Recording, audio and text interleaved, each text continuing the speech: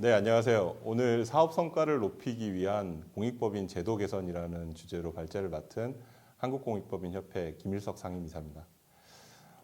일단 먼저 그 사업 성과를 높이기 위해서 공익법인과 관련된 제도들은 굉장히 많이 발전되어 오고 규제도 많아지고 또 공익법인을 지원하는 활성화 대책들도 굉장히 많아졌었는데요. 최근에 이제 이렇게 들어온 내용 중에 하나가 출연재산에 대한 일정 비율을 의무적으로 사용하라는 이 법 문헌이 2018년에 들어왔고 이제 이게 본격적으로 올해부터 이제 시행이 되게 됩니다. 근데 그 이전에 그러면 공익법인이 사업 성과를 높이게 하기 위해서 이런 제도들이 없었냐? 그건 아닙니다. 과거에는 출연재산을 받으면 3년 내에 사용해야 된다던가 또는 운용소득이 생기면 일정 비율 이상 의무 지출을 해야 된다던가 그런 규제들이 있었고요. 실제로 그거에 따라서 공익법인들이 사업비 집행을 해왔습니다.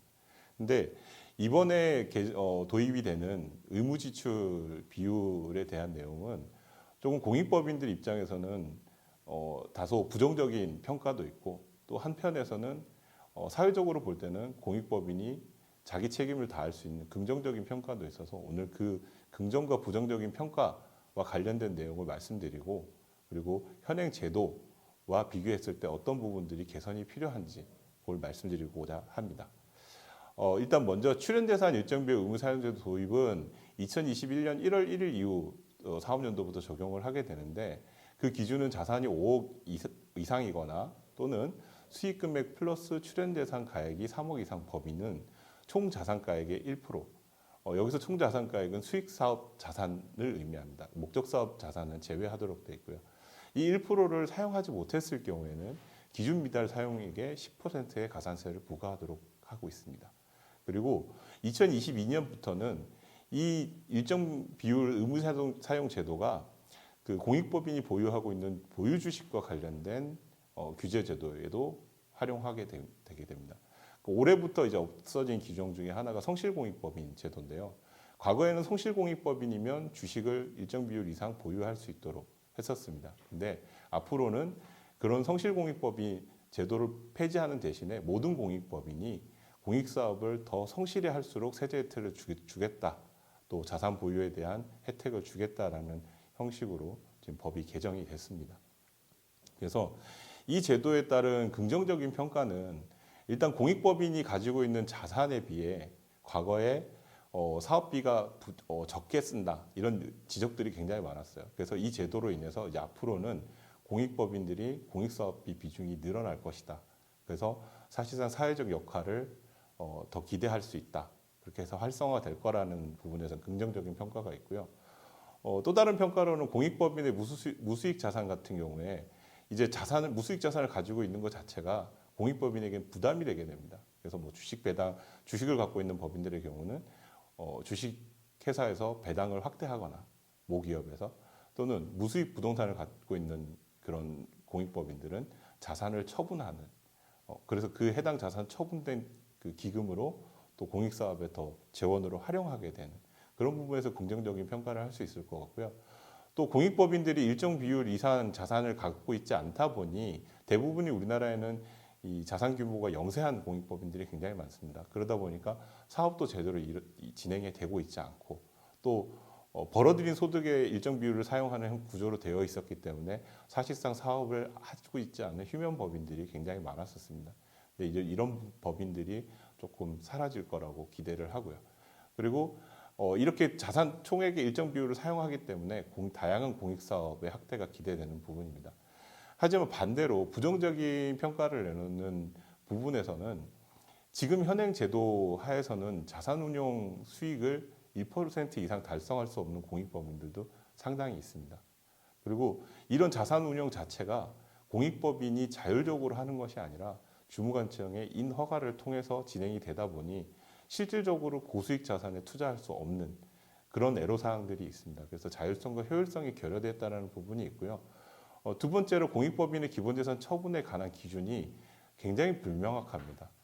뒤에서 설명드리겠지만 실질적으로 기준이 없는 경우도 있고요. 기준이 있다 하더라도 주무관청의 기준 자체가 너무 타이트해서 공익법인이 맞출 수 없는 경우들도 있습니다. 그래서 이런 그 기본재산 처분에 관한 합리적인 기준 마련도 필요하다라는 지적이 있고요.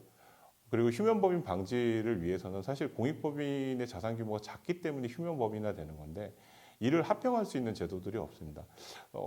작년에 공익위원회와 관련된 공익법인법 전면 개정안 발의가 됐을 때 합병제도가 도입이 될 예정이었는데요. 물론 통과가 되지는 않았기 때문에 현재 이 제도가 도입되지 못했지만 향후 만약에 합병제도가 도입이 된다면 휴면법인도 사라지는 그런 것들이 생길 거라는 부분이 있고요. 그리고 고유목적 사업 추가 및 변경을 위해서 정관 변경을 하는 게 굉장히 힘듭니다. 이건 아마 공익법인들을 하고 계신 곳이라면 누구나 한 번쯤은 느껴보셨을 한계고요. 그래서 이런 정관 변경하는 것 자체도 조금 개선될 필요가 있다. 그리고 기부 활성화를 위한 출연자의 범위 확대 및 규제 완화도 필요하다는 겁니다. 그 이유는 출연자에 대한 범위가 너무 제한적으로 도입이 되어 있습니다. 그리고 도입 후에 개정도 일어나지 않았고요. 그래서 공익법인들이 총 자산가액의 1%를 쓰려면 기부도 많이 받아야 되고 자산 운영도 적극적으로 해야 되는데 이런 부분들에 대한 규제 완화 없이는 사실상 공익법인에게 의무만 지우는 그런 형태가 될 수 있습니다. 그래서 관련 법들을 보면서 저희가 문제점과 개선 방안을 지적하고자 합니다. 먼저 공익법인법에 보면 그 재산을 기본재산과 보통재산으로 구분하도록 하고 있습니다.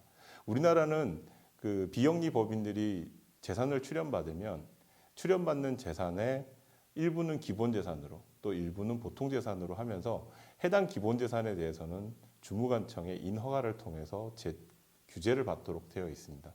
하지만 이런 기본재산을 처분 허가를 받기 위해서는 일정 요건들이 있는데요. 매도, 증여, 임대, 교환 및 용도 변경하거나 담보 제공하는 경우이거나 또는 장기 차입하는 경우 공익법인법에서만 있는 규정이지만 운용 수익 감소가 되거나 수익금이 감소해서 정관상 고유목적 사업을 수행하는 게 어려울 경우에는 기본재산을 보통재산으로 편입할 수 있도록 예외적 규정을 두고 있고요. 그리고 성실공익법인 경우는 일정 기준 하에서 신고제로 가름할 수 있도록 법제화되어 있습니다. 그리고 실제 시행령에 가보면 아까 말씀드린 장기 차익과 관련돼서는 전체 부채 총액 공제한금에서 5%를 넘지 못하도록 되어 있기 때문에 지금 뒤에 설명드린 사례에서도 이런 부분들의 규정이 다소 문제가 되는 사례들이 현재 나오고 있습니다. 자, 공익법인 시행령 제18조 2에 보면 기본재산을 보통재산에 편입을 할 때 어떤 사유가 있느냐에 따라서 공익법인의 기본재산을 보통재산에 편입하는 것이 규정화되어 있는데요. 그 내용을 살펴보면 기본재산의 운용수익이 감소한 경우나 법 제4조 사망에 따른 수익사업의 수익이 감소한 경우 그리고 보통재산이 고갈된 경우에 허가를 통해서 기본재산을 보통재산으로 편입할 수 있도록 되어 있습니다. 지금 현재 우리나라의 많은 사회복지법인들의 경우에 사회복지사업법을 적용받는데요. 사회복지사업법에도 보면 공익법인법과 동일하게 기본재산에 대한 처분 허가 기준을 갖고 있고요. 공익법인법과 다른 거라면 앞에서 살펴보셨던 기본재산의 운용수익이 감소하거나 소득이 줄어들었을 때 편입할 수 있는 조항은 없는 걸 알 수 있습니다. 그리고 사회복지사업법 시행령 기본재산 처분 규정에 보면 기본재산을 처분할 때 공익법인법처럼 이렇게 요건을 열거해 놓고 있지는 않습니다. 단순히 이사회에서 결의하면 그리고 결의해서 시도지사에게 제출하면 주무관청에서 판단해서 허가를 받도록 되어 있습니다. 그리고 일반적으로 공익법인법이나 사회복지사업법을 적용받지 않는 공익법인들의 경우는 비영리법인 설립 및 감독에 관한 규칙을 적용받는데요.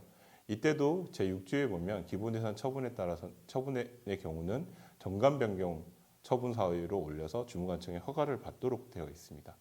그래서 이 세 가지 법을 비교해서 보면 공익법인법이 사회복지사업법이나 비영리 법인 설립 및 감독의 규칙보다는 조금 완화되어 있습니다. 이 부분은 우리나라 공익법인법이 75년에 도입되고 이후 개정 작업들이 좀 진행이 되면서 공익법인의 현실을 좀 반영했기 때문에 이런 기본재산 처분 기준이 마련이 된 거고요. 비영리법인 설립 및 감독에 관한 규칙을 보면 아직도 사회복지사업법이나 공익법인법보다 그 기본재산 처분 기준에 대해서 명확하게 규정을 두고 있지는 않습니다. 또한 기본재산의 처분 지침을 보면 결국은 기본재산의 감소 원칙은 불허하고 있습니다. 모든 법에서. 그리고 공익법인이 이 기본재산을 처분하려면 목적 사업을 위해 불가피한 경우를 제외하면 결국 안 된다는데, 그럼 그 불가피한 경우가 어떤 것이냐? 사실 이 부분에 대해서도 명문화하고 있지 않습니다. 그래서 지금 현재 이제 관리감독청에서는 모든 공익법인과 관련, 비영리법인이나 공익법인과 관련된 매뉴얼을 발간하고 있는데요. 그 매뉴얼에 있는 내용을 살펴보면 기본재산을 처분하기 위해서는 어떻게 해야 된다라는 기준을 명시하고 있지는 않습니다. 유일하게 명시하고 있는 곳이 바로 서울시 교육청 공익법인 실무 매뉴얼인데요. 여기에 보면 결국 주식 매입은 안 된다고 되어 있습니다. 그러면 재단이 공익사업을 하기 위해서 재산을 적극적으로 활용할 수 있는 방법은 채권이나 부동산 투자를 제외하면 사실상 수익사업을 할 수 없는 게 되는 겁니다. 그러니까 결국 공익법인이 기본재산을 운영하는 데는 주무관청의 승인 없이 또 규정되어 있는 매뉴얼에 공지되어 있는 지침에 따르지 않고는 공익법인이 기본재산을 처분 허가 받아서 적극적으로 운영한다든가 사용을 한다는 것은 꿈도 못 꾸는 일입니다.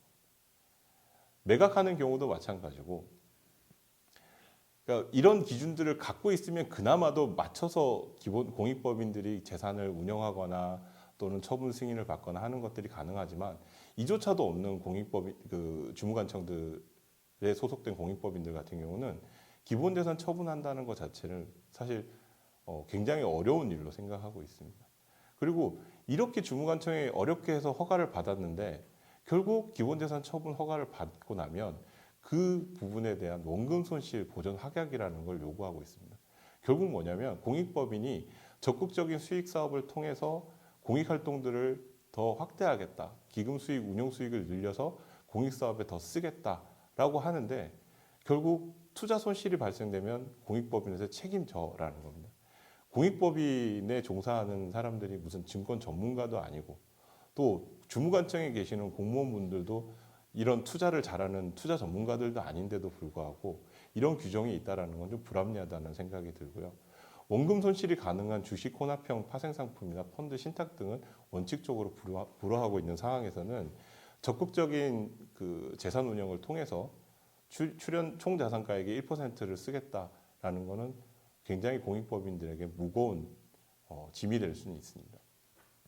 그래서 사례를 좀 실제 저희가 이제 공익법인 협회에 들어오는 사례들을 오늘 좀 담아봤는데요. 이 내용들을 보시면 A 공익법인이 성실공익법인 의무 요건을 위반했다는 이유로 가세관청에서 보유 주식에 대한 징해세를 부과처분 받았고요. 이에 부과처분이 부당하다고 이의 제기한 상태에서 부과된 징여세는 분할납부 신청을 했습니다. 이 분할납부한 그 징여세를 납부하기 위해서 해당 공익법인은 보유 주식을 담보로 대출을 받으려고 했고요. 근데 이 보유 주식을 담보로 대출 받아서 징여세를 납부하는 것 자체를 주무관청이 불허했습니다. 그래서 분할 납부하면 이 소송이 그 부가 처분된 이의 제기를 하는 이 소가 제기되는 동안에는 분할 납부로 부담을 줄일 수가 있는데 이게 분할 납부를 못하게 되면 일괄 납부해야 되는 문제가 생깁니다. 결국은 징여세를 한꺼번에 다 내고 소송에서 이겼을 때 나중에 뒤에 돌려받아야 되는 문제가 되는 겁니다. 그래서 이런 법에서 세제 혜택을 주기 위해서 만들어 놓은 제도를 활용해서 공익법인들이 그런 부담을 해소하고자 했는데 결국 주무관청 담당 공무원이 그 허가를 해주지 않음으로 인해서 굉장히 공익법인은 위기에 처했었고요. 실제 이 사례는 실제로 이제 그 허가를 받긴 했지만 결국 어떤 요구까지 받았냐면 정관 변경 허가 신청서 외에 그 담당 공무원이 보고서를 제출해야 되는 보고서까지도 요약해서 정리해달라라는 요구가 있었습니다. 그러니까 이런 것들이 사실 공익법인들에게는 기본 재산을 처분하거나 허가를 받거나 하는 거 부분에 있어서 굉장히 힘든 일이 되는 거고요. 현장의 목소리를 들어보면 이런 얘기들을 합니다. 법은 있는데 주무관청은 법 위에 있다라는 얘기도 하고요. 그리고 주무관청의 까다로운 처분 허가 기준 때문에 담당 공무원마다 다른 처분 허가 기준에 따라서 공익법인이 기본 재산을 활용한 재원 마련은 사실상 생각도 하고 있지 않다.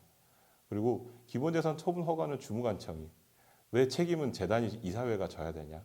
이 부분도 불합리하다라는 지적들도 있었습니다.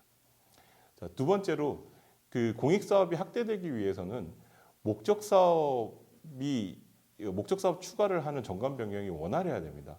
실제 민법에 보면 재단의 법인의 목적을 달성할 수 없는 때에는 설립자나 이사는 주무관청의 허가를 얻어 설립의 취지를 참작하여 그 목적 기타 정관의 규정을 변경할 수 있다고 규정하고 있습니다. 물론 이러한 목적을 변경하기 위해서는 정관 변경 사항이고 그 정관 변경 사항은 주무관청의 허가를 얻지 않으면 효력이 없습니다. 자, 공익법인법을 살펴보면요. 이사회에서 심의 의결해서 정관 변경 사항을 할 수 있도록 되어 있습니다. 이때 정관 변경 허가 신청을 주무관청이 해야 되고요. 사회복지사업법에서도 동일하게 법인이 정관 변경하는 경우에는 시도지사의 인가를 받도록 되어 있습니다. 물론 경미한 사항인 경우는 그러하지 않다고 되지만 경미한 사항은 존립 시기와 해산 사유를 정하는 경우에는 그 시기와 사유 및 남은 재산 처리 방법에 한해서만 지금 되는 거고요. 실질적으로 정관 변경하고는 관련이 없는 내용이죠. 자, 비영리법인 설립 및 감독에 관한 규칙 내용을 보면 더 간략하게 되어 있습니다. 정관 변경 허가를 받으려면 정관 변경 신청 허가를 주무관청에 제출해라. 결국 공익법인법과 사회복지사업법, 비영리법인 설립 및 감독 규칙을 다 보면 정관 변경은 허가 사항이 되는 겁니다. 그럼 이 정관 변경을 허가받기 위해서는 어떤 사업을 할 수 있다, 못한다라는 게 매뉴얼화되어 있어야 되는데 그 부분에 대한 것이 이 지금 위에서 보는 목적 사업 추가에 따른 정관 변경, 이건 서울시 교육청의 매뉴얼에 있는 거고요. 밑에 있는 대법원 판례는 사회복지법인이 사용하는 실무 매뉴얼에 나와 있는 내용입니다. 자, 목적 사업을 추가를 하려면 특히 타 부처, 우리나라는 정부조직법에 따라서 공익법인의 주무관청이 결정되기 때문에 예를 들어 교육부로 결정된 공익법인은 교육사업 외에 복지사업을 하는 경우에 타 부처 목적사업을 하게 되는 행위가 되는 겁니다. 그 경우에는 기본재산 설립 허가 기준에 맞는 금액 이상의 출연을 요구한다든가 추가 출연된 재산이 공익법인이 가지고 있는 고유 기본재산의 30%를 넘지 말아야 된다든가 주무관청이 전문성 여부를 판단해서 타 주무관청에 협의하도록 해서 허가하도록 지금 되어 있습니다. 이게 결국은 뭐냐면 돈을 내지 않으면 정관 변경을 받을 수 없다라는 얘기가 되는 겁니다. 기부금을 더 가지고 오지 않으면 목적 사업을 다양하게 하고 싶어도 한계가 있다라는 겁니다. 사회복지사업법인 매뉴얼에 보면 결국 정관 변경에 관한 주무관청 허가는 그 본질상 주무관청의 자유재량이라는 겁니다. 그럼 자유재량이라는 건 담당 공무원마다 다 달라질 수 있는 겁니다. 그렇기 때문에 공익법인들이 목적 사업을 다양하게 하고 적극적으로 하기 위해서 정관 변경을 하는 것은 그것은 주무관청 담당 공무원을 넘지 않고는 불가능하다라는 얘기가 됩니다. 실제 사례를 비춰보면 최근에 이제 코로나 때문에 국외 사업하는 공익법인들이 굉장히 어려움을 많이 겪었습니다. 그래서 당분간이라도 국외 사업을 좀 줄이고 국내 자선 사업을 좀 늘리겠다라고 했더니 우리는 너가 외국에 관련된 사업을 하기 때문에 자선 허가를 내주신 것이지 국내 사업을 하라고 해주진 않았기 때문에 그러려면 주무관청을 바꿔라. 그러니까 예를 들면 외교부 소속이다. 그러면 외교부 소속이 아니라 보건복지부로 가라라는 얘기를 했습니다. 그래서 실제 자기네들 관할 업무가 아니니 목적 사업 추가를 해줄 수 없다라는 반려된 사례가 있었고요. 그리고 실제 공익법인이 만들어진 건 1980년대에 만들어지다 보니까 사업 내용 자체는 굉장히 올드하고 실제 이 법인은 80년대부터 재산을 계속 기부 출연을 받아왔기 때문에 자산 규모는 700억 이상 되는 법인이고 연간 사업비도 20억 이상 사용하고 있는 법인인데 80년대에 그 법인 설립 시에 만들었던 정관상 고유 목적 사업과 지금 약 30년인가요? 40년이군요. 40년이 흐른 상황에서의 지금 고유 목적 사업과는 판이하게 그 차이가 날 겁니다. 그래서 고유 목적 사업을 추가하고자 이 정관 변경 허가 신청을 했더니 타 부처의 목적 사업에 해당하기 때문에 재원을 추가 출연해라. 아니 700억 정도 되고 연간 20억씩 쓰는 법인이 왜 재원을 추가 출연받아서 목적 사업을 변경해야 합니까? 이런 불합리성이 존재를 하는 거고요. 그래서 사실상 이 목적 사업이 활성화되고 공익법인이 사업 성과를 내기 위해서는 이 목적 사업에 대한 정관 변경 허가 자체를 저는 개인적으로 폐지하거나 또는 이 허가 기준 자체를 주무관청이 구체적으로 제시를 해야만이 공익법인이 그에 맞게 맞춰서 사업을 확대하거나 축소하거나 변경하는 게 가능할 것입니다.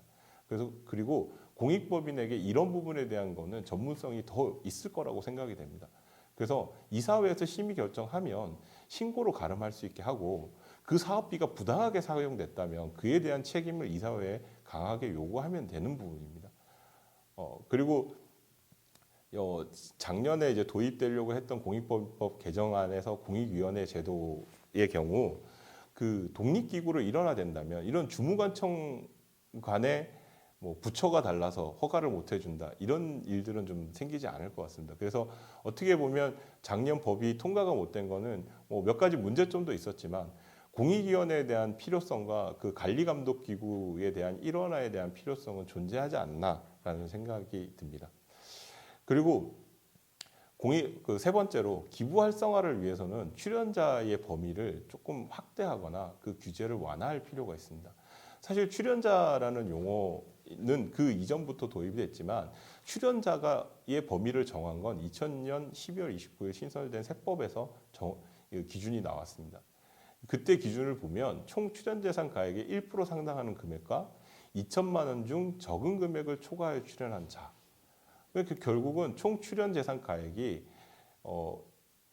재단이 가지고 있는 게 1억짜리 재단이면 그 1%에 상당하는 금액과 2천만 원 중에 적은 금액 이상을 초과 출연하면 해당 법인의 출연자가 된다는 겁니다. 그럼 이런 출연자는 어떤 규제를 받냐? 출연자와 그 특수관계에 있는 자는 이익을 가질 수 없고 또 그와 관련된 제도들이 여러 가지가 존재합니다. 실제 법 규정에서 출연자라는 단어로 상속증여세법과 공익법인법을 검색해 보면 총 상속증여세법에서는 21번, 시행령에서는 36번, 공익법인법 시행령에서는 10번의 출연자에 대한 언급이 나옵니다. 이 해당 출연자와 관련된 부분에 대해서는 대부분이 규제 제도로 되어 있고요. 그러다 보니까 2천만 원 이상만 출연하면 모든 사람이 출연자가 될 수 있는 겁니다. 실제로 최근에 이제 저희에게 문의가 들어왔던 사례인데요. 개인 A 씨가 전 재산 5층 규모의 상가주택을 비공익법인에게 출연해가지고 장학금을 지급하고 싶다라는 기부 의사가 있었습니다. 근데 이분이 독신이고 가족이 없는 상태에서 이 상가주택을 기부하고 나면 남은 여생을 지낼 곳이 없었습니다. 그래서 그 상가주택의 원룸은 자기가 죽을 때까지 좀 지냈으면 좋겠다. 그런 기부 의사를 밝혀왔는데 이 해당 주택의 상가주택 시가를 보니까 한 20억 정도 됐습니다. 그리고 상가 수익도 상당 부분 올라오고 있었고요. 근데 이 분이 만약에 좋은 취지로 공익법인의 재산을 출연하게 되면 이런 문제가 발생이 됩니다. 현행 규정상 공익법인의 출연자에 해당이 되고요. 이 공익법인의 출연자가 해당 공익법인으로부터 사용 수익하거나 이익을 얻게 되면 공익법인이 증여세를 부담하는 문제가 생깁니다. 그렇다면 이 출연자가 재단에 재산을 기부할 수 있겠습니까? 그러니까 선의의 출연자와 관련된 부분에 대해서만큼은 좀 규제 제도가 완화될 필요가 있지 않나. 그래서 저희가 생각하는 개선 방안은 출연자의 범위를 좀 확대할 필요가 있다. 2000년에 도입되고 지금까지 개정이 한 번도 없었습니다. 20년이 지난 지금도 20년 전에 2천만 원의 가치와 지금의 가치가 다르지 않듯 공익법인 출연자에 대한 범위도 확대할 필요가 있고요. 출연자와 그 특수관계에 있는 자가 해당 공익법인 이사에 취임하지 아니하면서 출연한 경우에는 사실상 지배력이 없습니다. 이익을 얻지도 않을 것이고요. 그렇기 때문에 이런 분들은 출연자에서 제외할 필요성도 있다. 그리고 공익법인을 지배할 목적 없이 선의에 기부하는 경우는 이런 선의의 기부자와 그 공익법인을 지배할 목적을 가진 기부자는 좀 달리 봐야 되지 않을까라는 생각을 합니다. 그래서 결론적으로 말씀드리면 출연재산의 의무사용 비율 제도가 도입이 되는 건 굉장히 긍정적인 긍정적인 요소라고 생각을 합니다. 다만 그 공익법인이 출연재산의 의무 비율을 사용하기 위해서는 그 재원 감소로 인한 부실화도 생각을 해봐야 되고요. 그 획일화되는 공익사업의 증가도 우려가 되는 부분입니다. 이런 부분들이 강제로 돈을 써야 되다 보니 사업에 대한 깊은 고민 없이 그냥 남들이 하는 사업에 공헌 사업비를 쓰는 그런 형태도 나올 수 있는 거고요. 그리고 출연재산의 총 자산가액의 일정 비율을 사용하다 보니 공익법인이 부실화되는 부분도 생기게 됩니다. 실질적으로 운용소득 1% 이상을 벌어들이지 못하면 결국 해당 법인은 그 가지고 있는 재산이 줄어들 수밖에 없을 거고요. 그리고 자산 운용 자체가 이렇게 자율성이 없는 상태에서는 그 1%를 달성하는 것도 굉장히 어려운 부분이 될 수 있습니다. 그래서 이런 기본재산 처분에 대한 합리적 기준이 마련이 돼야 되고요. 그리고 기본재산이라는 것 자체가 사실은 저는 말이 안 된다고 생각합니다. 그 처분 허가제를 폐지하자라는 의미도 기본재산과 보통재산을 구분해야 될 이유가 없습니다. 공익법인에 출연된 기부금은 공익사업을 위해서 사용돼야 되는 것이지 그게 어떤 재산에 대한 규제가 되는 것은 바람직한 것 같지는 않고요. 우리나라는 이 기본재산 제도 자체가 어떻게 보면 공익법인이 영구히 존속해야 되는 그런 의미를 담고 있는 게 아닌가라는 생각이 듭니다.